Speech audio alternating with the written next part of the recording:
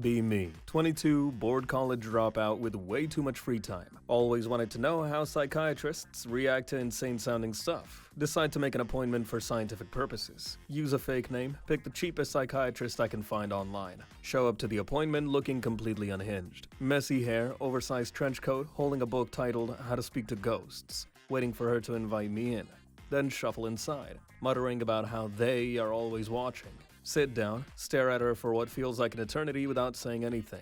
She starts the session with a calm, "What brings you here today?" Lean in dramatically and whisper, "They're watching us through the lamp." She glances at the lamp, nods slightly, and writes something down. Feeling encouraged, I add, "The mole people. They've been after me for weeks. They don't like it when I sleep on my side." She keeps writing, barely reacting. Throw in more absurdities to see if I can crack her poker face. "The pigeons aren't real. They're government drones. I've tested their feathers for microchips. I only eat tinfoil-wrapped food. It blocks the satellite poisoning."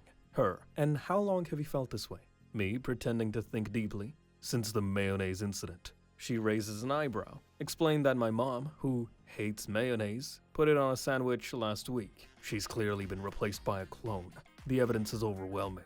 She nods like this makes perfect sense and jots down more notes. Decide to escalate things. Start checking the windows every few minutes and muttering under my breath. Finally stand up and announce, "We need to leave. They found me." She calmly asks me to sit back down, which I do, but only after glaring at her and saying, "Of course you'd say that. You're in on it, aren't you?" She suggests we talk about my family situation. Start spinning a story about how my transgender cat is transmitting signals to the FBI through its purring. She interrupts to ask about my sleeping habits. "I don't sleep. That's when they get you." Her. "Who gets you?" Lean in, dead serious. "The lamp people."